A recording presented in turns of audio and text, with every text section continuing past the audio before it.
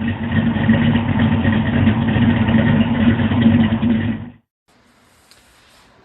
guys, it's Brent, Lykins Motorsports. We've got some parts trickling in for Mr. Dennis's 527 cubic inch camera, and I just wanted to show off some of the parts we got going on so he can see them as well. We've got custom Manley valves, 2350 intake diameter, 1900 exhaust diameter. Here are those. So, according to Jay Brown, Jay does a lot more camera stuff than I do. The Manley valves are worth a whole lot of flow over the Ferrea. So, these are the ones that we've went with. Nice, lightweight designs.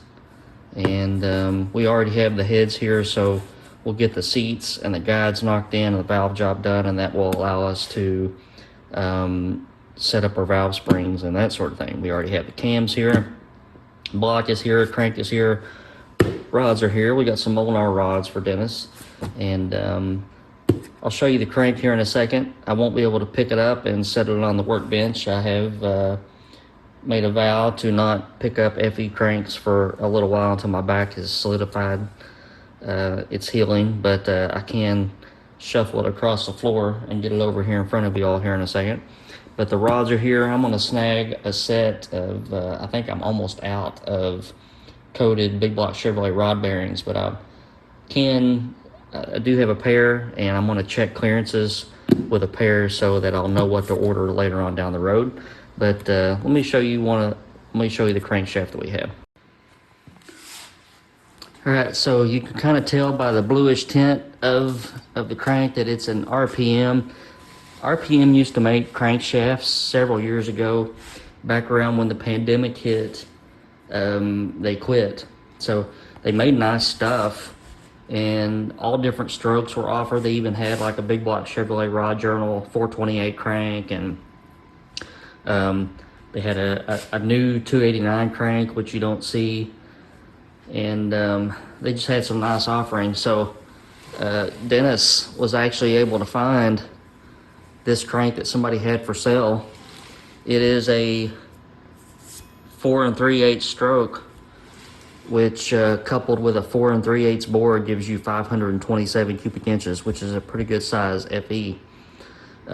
With it being a camera, you can fit a larger stroke than normal. Now, a 4375 will fit in a typical wedge-headed block. You got to check clearances. If you want to go with a camera, you can go a little bit bigger stroke than that.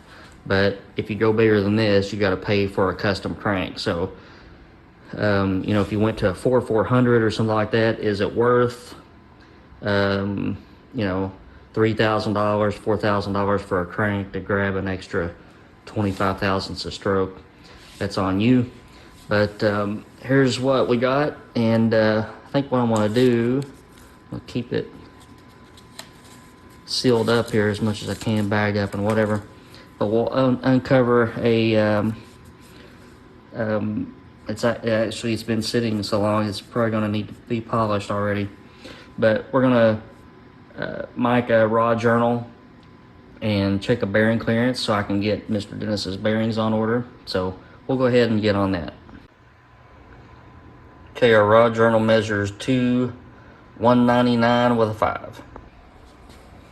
Alright, so we got our one rod loaded with some, these are calico coated X bearings. So the X means extra clearance, N means a narrow width, D means a dowel hole. Doesn't pertain to anything to us because I won't be using these bearings. These bearings are made for aluminum rods with a dowel. K means coated. So this is just for mock-up purposes and clearance purposes. All right, I've got our bore gauge zeroed to our mic, and we're going to check the clearance. So 2.2, which is pretty much right on the money for a big block Chevrolet rod journal, which is a 200 diameter journal. You usually want about 1 thou of clearance per inch. So this was dead on the money. So I will order 8 pairs of calico coated extra clearance bearings, and then I'll have those for Mr. Dennis's rod bearing check. And here's one of the cams that we're going to be using for this project. I'll keep it sealed in the bag for now, but I have comp cams make these for me. All my cams are custom, but this one is specifically custom because they actually make the billet they actually make the core themselves. I had the wrong choice of words there. So I think LSM was making camera cores for a long time, and then they stopped, and then we had to do different things to ensure that we had camera cores. So Comp Cams made the cores. So made it out of a billet piece of steel, and then ground the lobes on. So we got cams, we got a block, needs to be machined, we've got a crank, rods, heads. We're doing pretty good. We even got a stub cam.